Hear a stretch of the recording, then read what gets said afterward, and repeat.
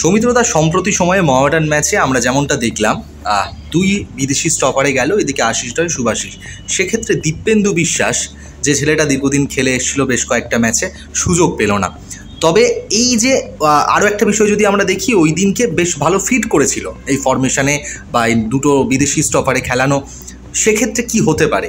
আমাদের কি আরও একটা এইভাবেই যদি মোহনবাগান মলিনার অধীনে চলতে থাকে, দুটো স্টপার নিয়ে যদি শুরু করে, দীপেন্দু কি আশিস রায়ের জায়গায় ফিরতে পারে, নাকি একটা ট্যালেন্ট আবারও হারিয়ে যেতে পারে বাংলা থেকে? কি মনে হচ্ছে?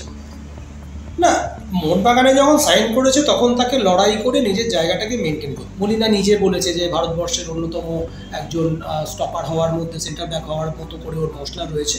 তো তবে আমি বরাবরই বলছিলাম যে আমি এটা এর আগেও তোর চ্যানেলে বলেছি বা বিভিন্ন আমি মিডিয়ার লোকেদের বলবো, রিকোয়েস্ট করব যে আপকামিং বাঙালি ছেলেরা যখন ভালো খেলছে, প্রশংসা অবশ্যই করতে হবে, কিন্তু সেটা যদি একটু কন্ট্রোলড ওয়েতে হয় তাহলে ভালো হয়। কারণ আরও বেশ কিছু ম্যাচ খেলতে দিতে হবে। এই যে পেপারে লেখালেখি হচ্ছে যে অলরেডি আমরা নাকি আনোয়ারের বিকল্প হিসেবে কাউকে পেয়ে গেছি, যেটা মোহনবাগান জনতা বা পেপার লিখছে, কিন্তু আনোয়ার এত সহজে তো আনোয়ার হয়নি। দীর্ঘদিন সেই জায়গাটায় নিজের পারফরমেন্সকে তুলে ধরেছে, ধারাবাহিকতা দেখিয়েছে।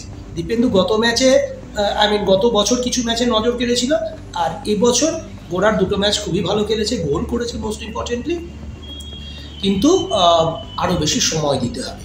তার প্রধান কাজ হলো ডিফেন্ড করা। এবং ব্যাঙ্গালোর ম্যাচ যেভাবে, আমি টিম ম্যানেজমেন্টকেও দোষ দেব, তার কারণ বারবার এডগারকে ডিফেন্সিভ চ্যালেঞ্জে যাচ্ছিল দীপেন্দু, যার জন্য ফিজিক্যালিটিতে পিছিয়ে থাকছিল।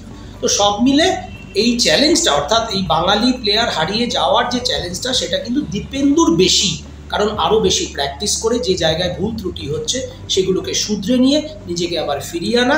এবং এই যে আমরা ধারণা করছি আরও কি একটা বাঙালি প্লেয়ার হারিয়ে যাবে, সেই জায়গাটায় আমরা যেন না যাই। অর্থাৎ এরপরে যখন তার কাছে সুযোগ আসবে তখন যেন সেটাকে ইউটিলাইজ করতে পারে, ক্যাপিটালাইজ করতে পারে। অসংখ্য ধন্যবাদ সৌমিত্রদা।